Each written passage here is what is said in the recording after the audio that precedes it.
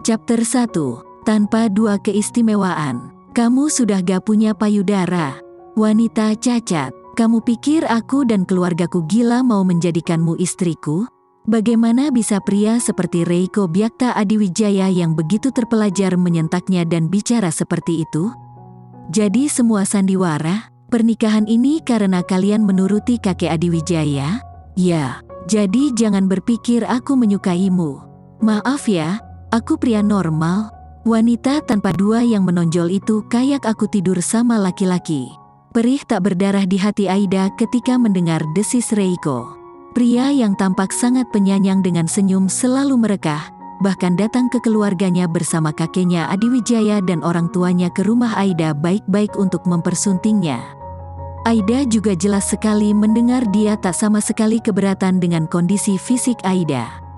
Tapi lihat sekarang, baru beberapa jam rasanya ijab kabul berlalu dan Aida diboyong ke Jakarta oleh keluarga Adiwijaya, semua berubah.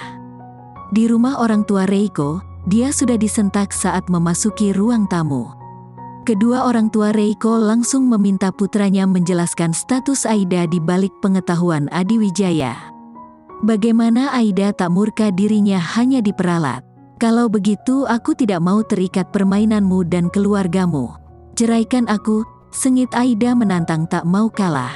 Boleh, menceraikanmu artinya kamu tidak akan mendapatkan biaya sekolah untuk adikmu Lingga, Arum dan Lestari. Ancaman ini membuat Aida bagai tersambar petir. Adiwijaya, kakek Reiko berjanji, selama Aida mau menikah dengan cucunya maka biaya ibu dan adik-adiknya termasuk sekolah mereka akan ditanggung. Kalau Aida batal menikah apa yang akan terjadi dengan pendidikan adiknya?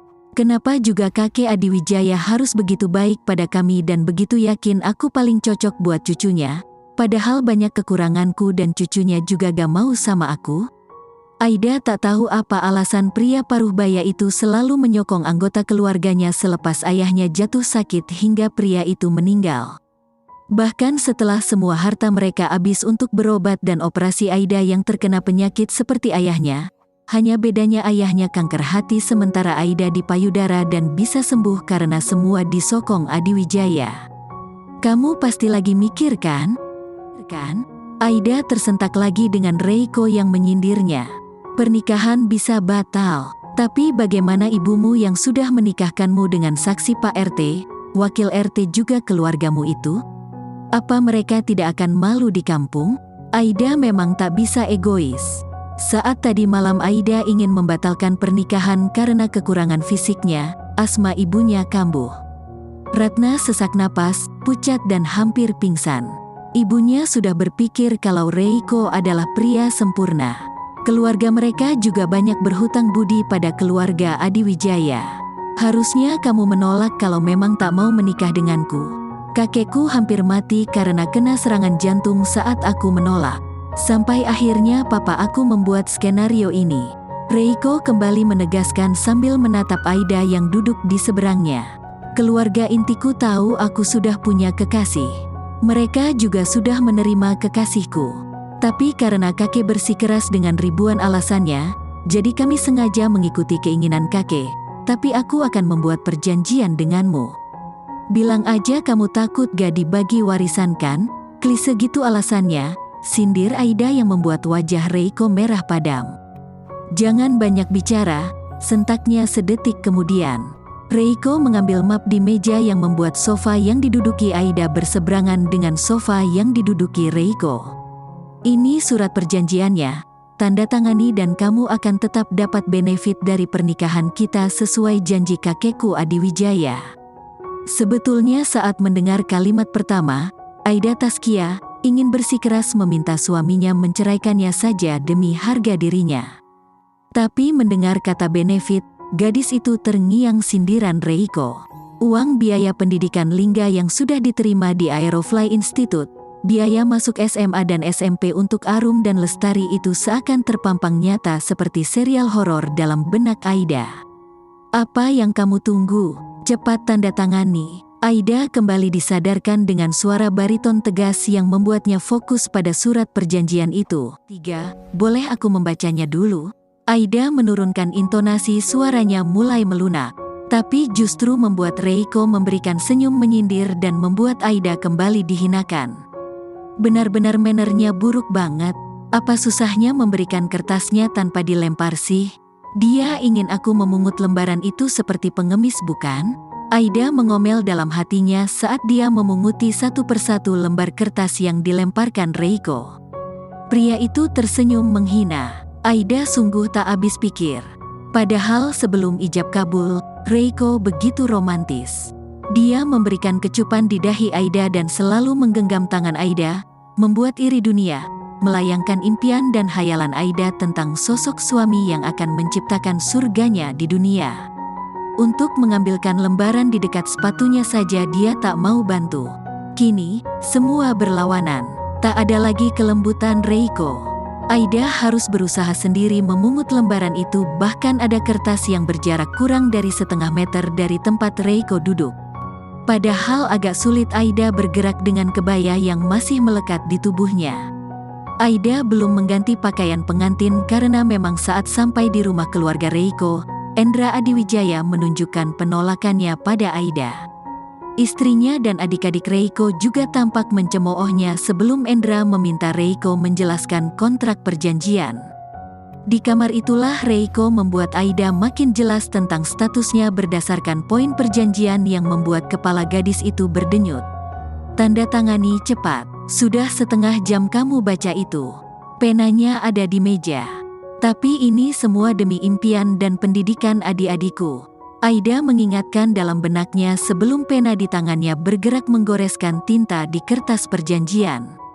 Ini sudah, Mas Re panggil aku Pak. Kecuali di depan umum dan di depan kakekku, kamu boleh memanggilku begitu untuk menutupi rahasia yang hanya diketahui keluarga intiku. Lihatlah, betapa Reiko memang sudah tak lagi menganggap Aida sebagai istrinya. Hubungan mereka hanya sebatas rekan bisnis sesuai dengan surat kontrak yang sudah dikembalikan oleh Aida. Baik Pak, tapi apa boleh saya bertanya beberapa hal tentang poin di kontrak itu? Yang mana? Reiko baru mau menyerahkan surat-surat yang digenggamnya supaya wanita itu membacanya. Tapi, pasal keempat poin ketiga, tentang pihak kedua akan tinggal bersama pihak pertama di tempat tinggal yang sudah ditentukan pihak pertama dan tidak diizinkan menolak. Poin keempat, pihak kedua wajib berperilaku baik selama tinggal bersama, menuruti semua perintah pihak pertama selaku seorang istri dan tidak boleh membantah pihak pertama dalam permasalahan apapun. Lalu poin kelima, pihak kedua akan bersama pihak pertama selama maksimal 5 tahun tanpa boleh mencampuri urusan pihak pertama, baik dengan urusan pribadinya ataupun pekerjaannya, dan tidak boleh mengganggu pihak pertama, membuat malu, menjatuhkan harga diri pihak pertama, dilarang memicu keributan yang mengganggu ketenangan pihak pertama, serta harus tetap menjaga rahasia perihal perjanjian yang sudah disepakati kedua belah pihak. Serta poin keenam, pihak kedua tidak boleh berhubungan dengan pria manapun selama kontrak berlangsung. Bagaimana dia bisa hafal? Bahkan tak ada kalimat yang ditambahkan dan disortir. Tanpa membaca isi dari surat perjanjian, Aida baru saja menanyakan sesuatu yang membuat Reiko diam-diam tak percaya kalau tidak mendengarnya sendiri. Wanita di hadapannya hanya membaca surat perjanjian dan setelah tanda tangan, Aida tak diizinkan untuk memegang salinannya. Tapi Aida mengingat penuh pasal dan butir-butirnya. Apa pelayan di rumah Anda tidak akan curiga? Atau mereka sudah tahu rahasia ini, Pak Reiko? Tapi karena Aida sudah bertanya, Reiko berusaha kembali fokus menjawab. Tidak ada pelayan di apartemenku. Harusnya ada housekeeping datang setiap pagi. Tapi karena kamu akan tinggal di sana, aku tidak bisa membiarkan pihak luar tahu rahasia hubungan kita. Jadi kebersihan dan semua yang harusnya tanggung jawab mereka, harus kamu yang menggantikannya. Aku suka kebersihan dan tidak mentolerir sedikit pun berkurang di apartemenku meski cuma 1%. Kalau tidak ingat biaya sekolah adiknya dan kondisi ibunya yang bisa drop dan shock karena sudah sangat bahagia dengan pernikahan Aida, ingin rasanya gadis itu membuka selopnya dan melemparkan ke kepala suami rasa iblis di hadapannya detik itu juga. Oh, dinikahi untuk jadi pembantu? Gitu kira-kira, tapi bayarannya setimpal kan? Mana ada pembantu dibayar miliaran buat penuhin biaya sekolah adiknya? Reiko tak kalah sinis menanggapi Aida yang baru menyindirnya. Ingat, kalian bukan orang kaya lagi. Duit kalian sudah habis untuk berobat kan? Benar sekali. Terima kasih untuk bayarannya dan semoga kerjasama kita tidak ada yang mencederainya. Aku orang yang memegang janjiku. Aida justru menyindir Reiko dengan tawa terbahak-bahak yang membuat wajah Reiko merah marah.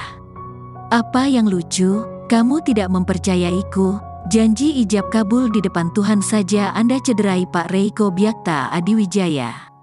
Bagaimana saya bisa menaruh kepercayaan 100% pada Anda?